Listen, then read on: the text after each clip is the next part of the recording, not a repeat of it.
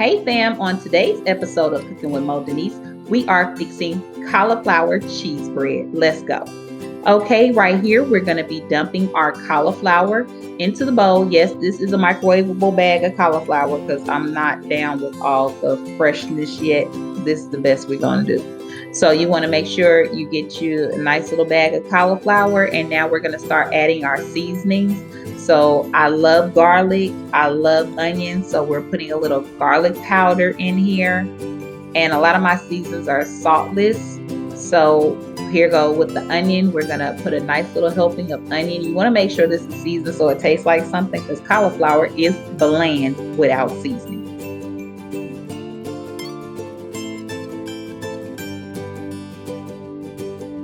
Right here, we're actually putting garlic salt because we do need a little bit of salt in this. And then we have a garlic herb mix blend that we're going to add to this cauliflower bowl as well.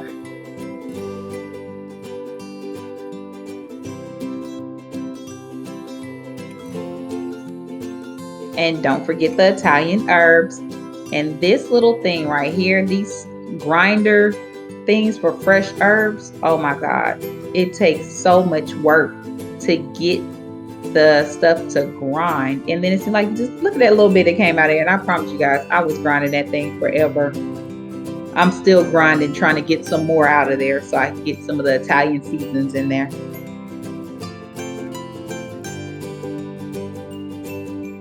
Okay, so now what we're going to do is make sure that everything is incorporated really well. We're just going to keep mixing up till we see all the seasoning covering all the little shaved little particles of cauliflower, and it's well coated with seasonings. So we have seasonings on every bite, and it's very flavorful. So you just want to make sure that it's all incorporated, well mixed up. And then you want to add in your Parmesan cheese. So I think this is 16 ounces of Parmesan grated cheese, and I used half of it. You can use mozzarella cheese for this dish if you like. If you don't want to use Parmesan, whatever cheese that you decide that you want to use, hey, it's your recipe. Use what cheese you like. I like Parmesan, so that's what we're going with today. And then again, you want to incorporate the cheese in there, so you want to make sure that that's well mixed up as well. Now, y'all, here we go with these eggs. Y'all know I am not good with eggs. You see how I just cracked that egg? And I just gave up. So you want to use one whole egg, and then I use one egg yolk. So we're going to throw that in the trash, and we're going to go get one more egg now, so we can add in the egg yolk of the egg. No, I'm sorry, the egg white, because we want the egg white, not the yolk.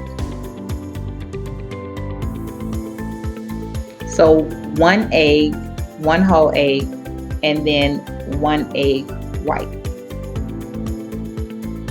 To me, if you use too many eggs, it's going to taste eggy instead of more like a bread-like consistency.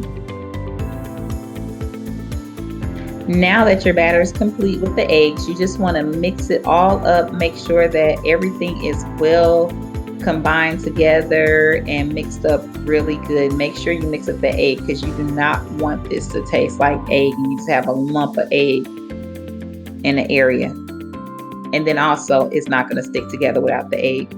So now I just lined a pan with some parchment paper, and we're going to pour the mixture onto the parchment paper and make a bread, like garlic bread like shape, I guess. It can be round if you like it, round, or it can be oval, whatever shape you desire to make. I try to make mine's a little rectangle, square or something. So then I have nice little rectangular pieces I can cut. So and that's what I'm doing here. I'm just trying to form it. I have no technique to this. If there's another way that you would like to try, you can actually take 2 pieces of parchment paper and just press it down in between 2 pieces of parchment paper. That might be a little faster than the way that I did it, but I just took my time and politely just patted it out. And you can make it as thin as you like or as thick as you like. This is going to be your garlic cheese bread, so you make it the way that you like it. If you want thick pieces of bread, then you make thick pieces of bread. Now what I'm going to do is actually add some Italian seasoning on top. And I'm going to sprinkle a couple of crushed peppers on top as well. Crushed red peppers. You can omit the crushed red peppers if you don't like spicy, but I like spicy, so I want a couple of crushed peppers. And as you can see, I'm having a hard time getting this grinder to work. It's just like it does not want to come out. I don't know what's going on, but it's okay.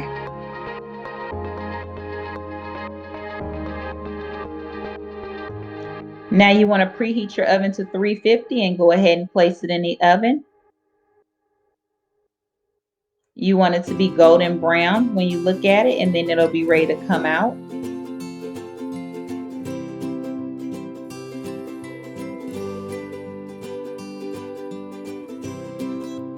Now you just want to take it and slice it however you like to slice it. I slice mine in little strips. I slice it down the center, and then I just make a couple of strips, and then you can go ahead and plate it up.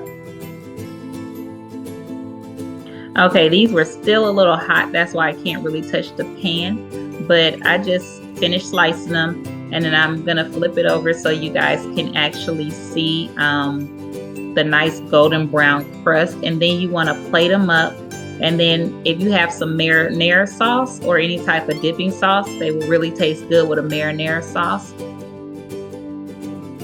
But as you can see, these have a really nice golden brown crust at the bottom of them. If you want it to be a little bit crispier or darker, then you would just leave yours in the oven a little bit longer. This is your recipe now, and you can do how you like. And once again, I would like to thank you guys for watching Cooking with Mo Denise. And we're going to go ahead and plate this up and show you the finished product. And don't forget to like, share, and subscribe. Have a good one, guys. Until next time, bye.